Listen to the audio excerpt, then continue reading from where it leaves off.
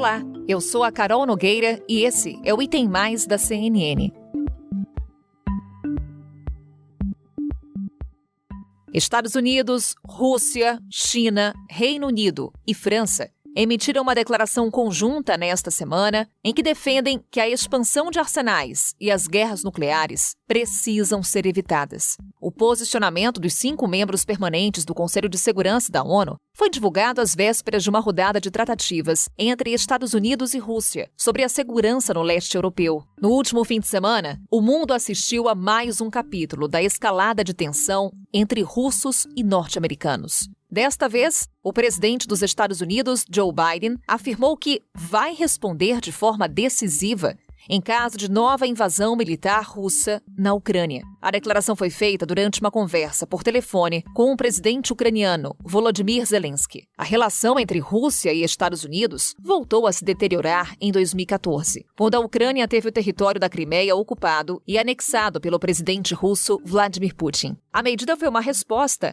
à queda do governo aliado da Rússia na Ucrânia, em meio a uma onda de protestos pró-Ocidente no país. Desde então, a OTAN aprofundou as relações com os ucranianos e a presença na região, o que desagradou o governo de Putin. De lá para cá, outros fatores entraram em cena, como as suspeitas de interferência russa nas eleições presidenciais dos Estados Unidos e ataques hackers a órgãos federais e a serviços de energia norte-americanos, também atribuídos a grupos russos. Nesse ambiente, as tensões chegaram ao ponto mais crítico, com a movimentação de tropas russas para a fronteira ucraniana. A estimativa é de que hoje, entre 70 mil e 100 mil homens enviados pela Rússia estejam na região. Órgãos de inteligência dos Estados Unidos estimam que o contingente russo tenha condições de invadir a Ucrânia a qualquer momento. Em conversa com o primeiro-ministro britânico Boris Johnson, Putin afirmou que a movimentação foi apenas uma medida de prevenção contra as intenções da OTAN em solo ucraniano. Em dezembro, durante uma conversa com Putin, o presidente dos Estados Unidos, Joe Biden, chegou a falar em possíveis sanções e foi advertido de que a medida poderia levar a um rompimento total de relações. Vamos entender o que está acontecendo na Ucrânia, o que está em jogo nesse momento no mundo, com ele, nosso analista de política internacional, o Lorival Santana. Um prazer falar com você, Lori. Prazer é meu, Carol. E praticamente feliz ano novo, nossa primeira conversa aqui no Item Mais esse ano. É verdade, feliz ano novo para você e para todos que nos ouvem. Mas acompanhamos há anos essa tensão envolvendo Rússia e Ucrânia. É inevitável, Lorival, olhar para 2014, quando a Rússia anexa a Crimeia ao seu território. O evento que estamos vendo hoje tem relação com o episódio de 2014? Claro, é um desdobramento. No final de 2013, o então presidente da Ucrânia, Viktor Yanukovych, deu passos em direção a integrar a Ucrânia à União Europeia. E aí o Vladimir Putin chamou o Yanukovych em Moscou. E depois de uma reunião lá, na qual o Putin, entre aspas, convenceu o Yanukovych a integrar a Ucrânia à Comunidade Econômica Eurasiática, que é um grupo de ex-repúblicas soviéticas. Então Yanukovych voltou com essa notícia para a população ucraniana de que, em vez de entrar na União Europeia, eles iam entrar na Comunidade Eurasiática. E aí começaram os protestos. 3/4 da população ucraniana se identificam com o Ocidente, com a Europa, e 1/4 se identifica mais com a Rússia, o pessoal que mora no leste da Ucrânia. E aí eu cobri aqueles protestos que levaram à queda do Yanukovych e praticamente a invasão da Ucrânia pela Rússia. Não foi uma invasão assumida, foram soldados russos sem as insígnias do exército russo, apoiando separatistas russos ucranianos, russos étnicos na Ucrânia, que tomaram aquela região do Donbass, que fica no leste da Ucrânia, e hoje em dia são 2 repúblicas autodeclaradas independentes, e como você disse, as forças as forças militares da Ucrânia ocuparam e anexaram a Crimeia depois de um plebiscito, né, com a população, que é uma população de etnia russa. E a Crimeia, de fato, pertencia à Rússia até 1956, né? No contexto da União Soviética, ela foi formalmente colocada no território da Ucrânia, mas tudo pertencia à União Soviética. E os russos realmente sentem, a Rússia sente que a Crimeia pertence à Rússia. E agora, também na crise atual, a gente vê para eles também o leste da Ucrânia, pelo menos o leste da Ucrânia, talvez a Ucrânia inteira, pertença à Rússia. Até porque a palavra Rus nasceu em Kiev, capital da Ucrânia. Os russos surgiram na Ucrânia. A Ucrânia é a origem da Rússia, depois que eles se deslocaram para Moscou e deslocaram a capital para lá. Mas a Ucrânia é, sim, muito importante para a Rússia. E aí traço mais um paralelo, Lorival. Relembrando 2014, você traz para a gente essa lembrança de que o líder ucraniano na época vivia um momento difícil de impopularidade. Hoje o atual presidente também não vive um bom momento.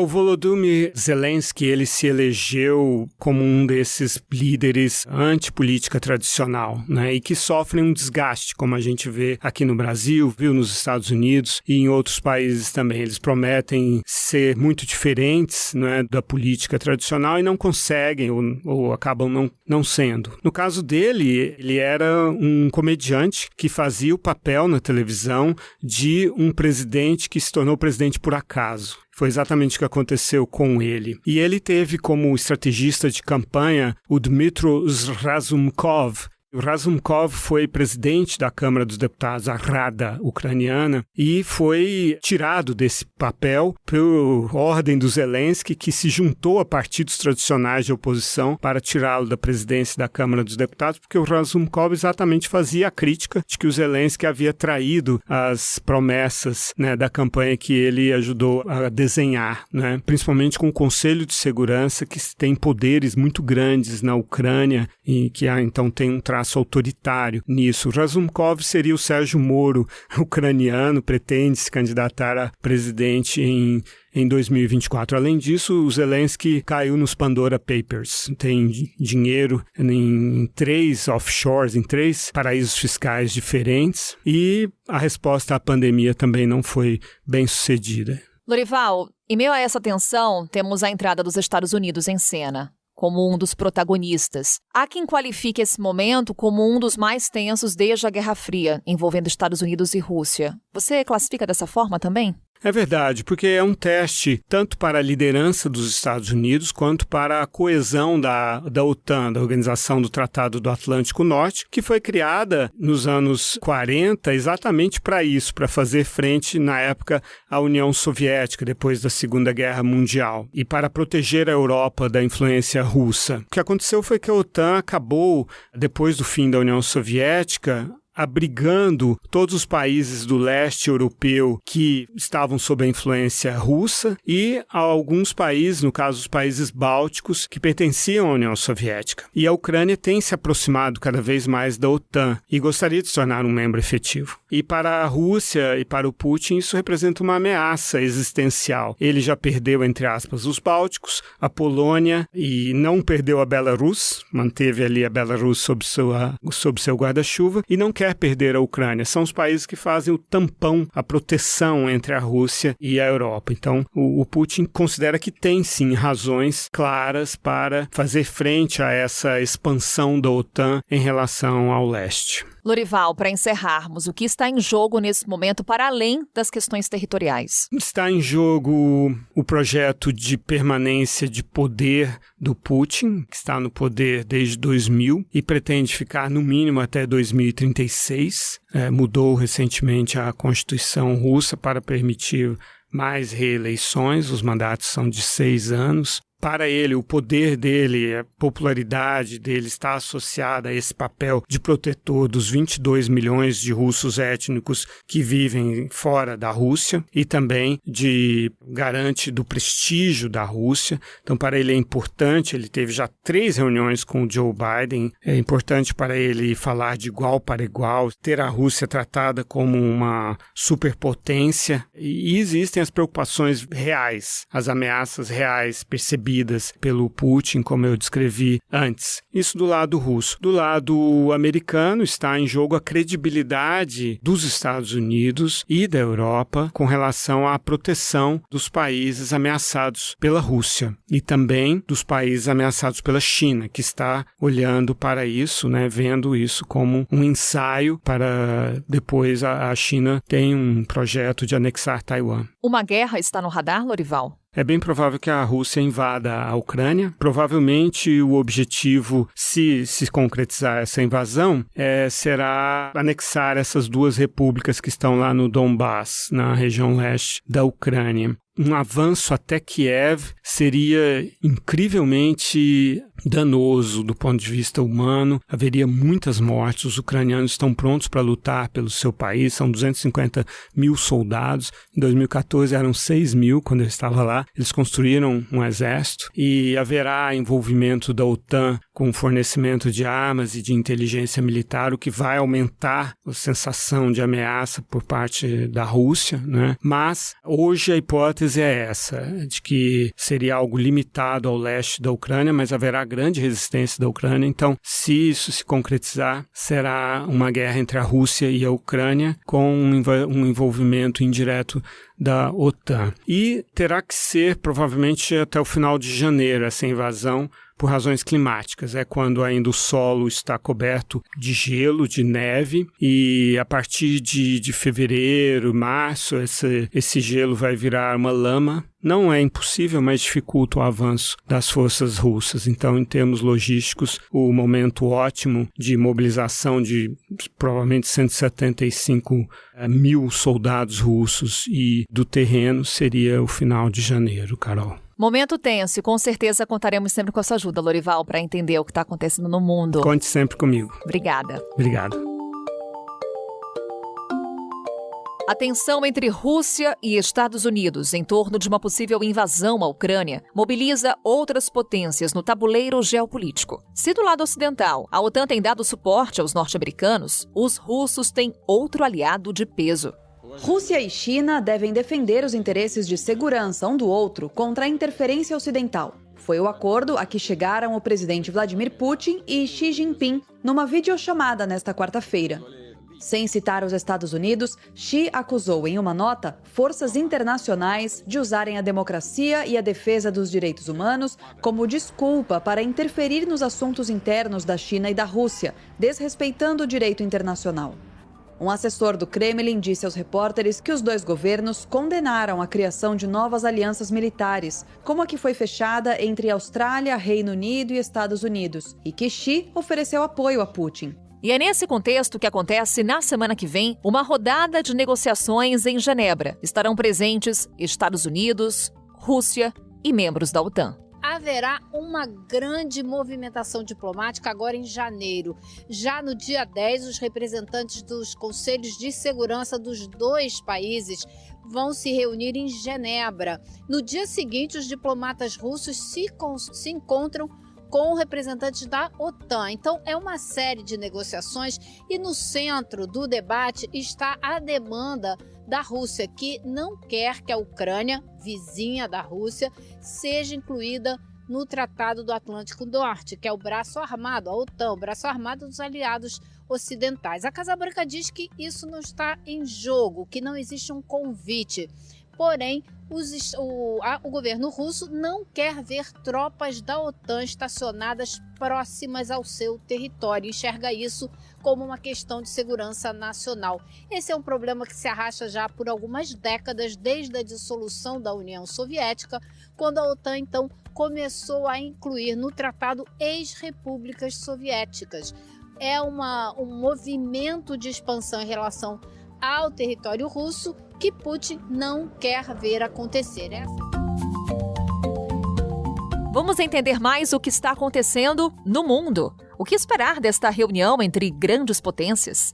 Quem nos ajuda é o professor de Relações Internacionais da FAAP, Carlos Gustavo Poggio. Professor Poggio, sempre um prazer conversar com o senhor, esclarecendo os principais pontos da política internacional. Primeiramente, professor, agradeço mais uma vez a participação aqui conosco no Item Mais. Bem-vindo. Muito obrigado, será um prazer participar com vocês. Professor, para começarmos essa nossa conversa, teremos tratativas na semana que vem envolvendo Estados Unidos, envolvendo Rússia, OTAN. O que esperar dessa reunião? Olha, é um dos pontos importantes para a gente prestar atenção em 2022. Né? Acho que em 2022 a gente tem uma série aí de áreas de atrito, zonas de atrito para a gente prestar atenção nas relações internacionais, e essa creio que é uma bastante importante, porque está em jogo aí não apenas uma questão momentânea, né, uma questão particular da Ucrânia, mas acho que está em jogo até um processo de reconfiguração da ordem internacional que nós estamos vivendo. Por um lado é a Rússia tentando desfazer o legado da Guerra Fria, né, e tentando estabelecer uma nova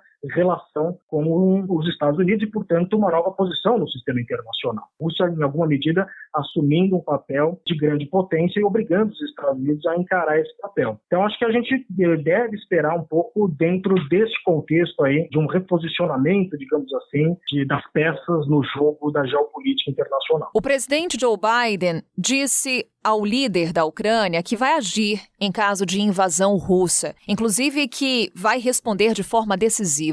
O que esperar do comportamento de Joe Biden? Esse é o grande teste das relações internacionais que ele vive durante o seu mandato como presidente dos Estados Unidos? Esse é um dos testes que ele vai viver. Eu acho que o Joe Biden, ou pelo menos nos próximos 3 anos ainda, os Estados Unidos vão passar por uma série de desafios. Um deles certamente a Rússia e o outro, eu creio que a China deve apresentar algum tipo de problema similar para os Estados Unidos no curto prazo.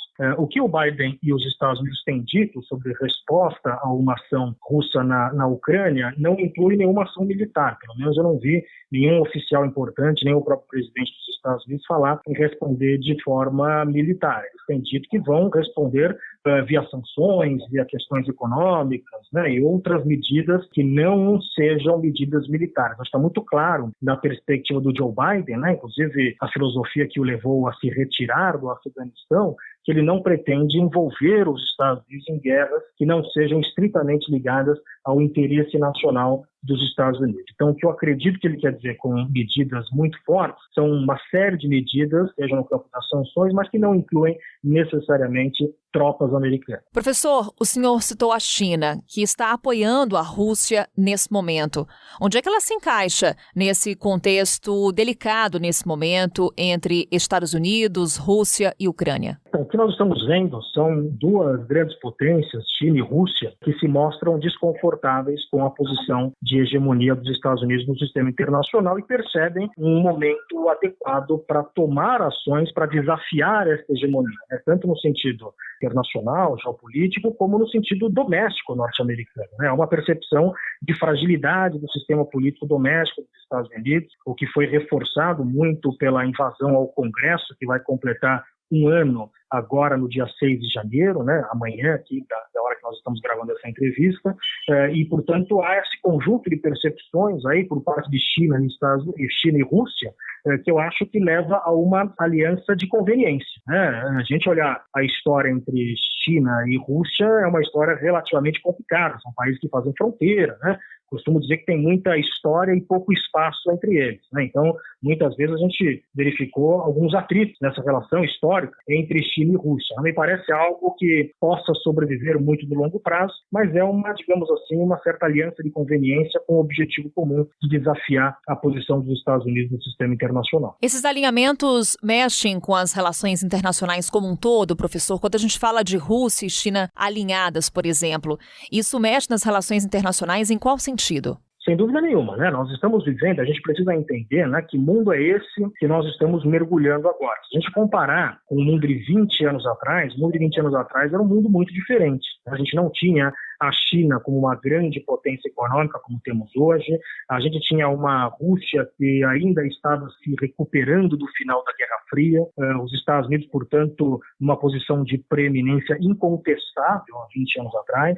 Os Estados Unidos haviam acabado de invadir o Afeganistão, estava se preparando para invadir o Iraque. Então, portanto, era uma situação que a gente chama nas relações internacionais de um contexto unipolar, né? Era uma unipolaridade, você tinha apenas um único polo importante no sistema internacional. Os Estados Unidos não eram desafiados por nenhum país. Gradualmente, nas últimas 2 décadas, isso vem se modificando, né? Digo isso porque a gente não pode olhar esse momento, né, isoladamente. Entender isso que nós estamos vendo na Ucrânia, estamos vendo em outros lugares, eles são resultado de um conjunto de transformações das últimas 2 décadas. Nessas 2 últimas décadas, nós vimos a Rússia se fortalecendo, querendo retomar o seu papel de protagonista no sistema internacional, e vimos, notadamente, a grande história das relações internacionais do século XXI, que é o rápido crescimento chinês.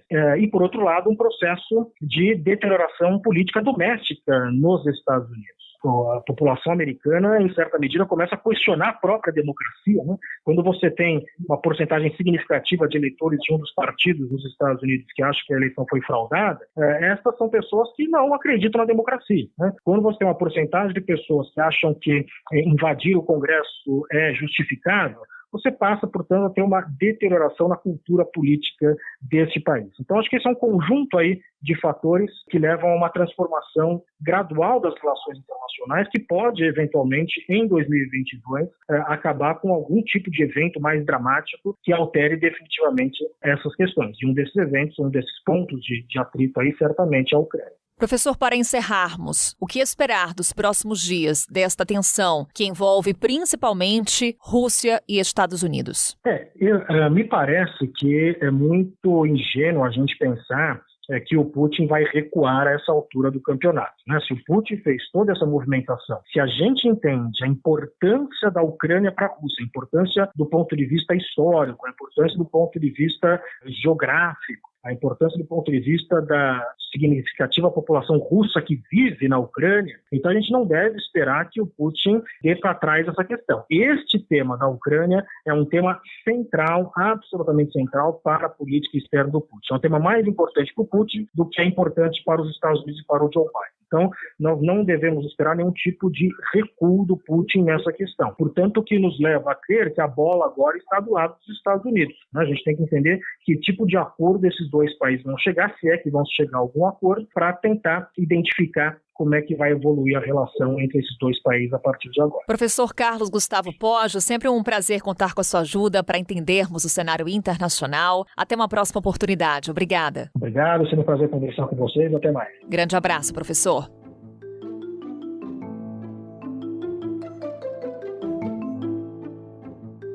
Por aqui assim, seguimos de olho no mundo e no Brasil. Sempre tem muito mais para falarmos no podcast. Nos vemos amanhã. Tchau. Com a minha apresentação, Carol Nogueira, este podcast foi produzido pela Maremoto para a CNN Brasil. Roteiro e pesquisa, Lucas Scherer. Pauta e produção, Danilo Santana. Edição e sonorização, Roberto Rudinei. Coordenação geral, Paula Weinberg e Felipe Gomes. Coordenação de produto, Verônica Schneider. Coordenação editorial, Diego Toledo. Você também pode ouvir o Item Mais no site da CNN Brasil e aproveite para conhecer os nossos outros programas em áudio. Acesse cnnbrasil.com.br/podcasts.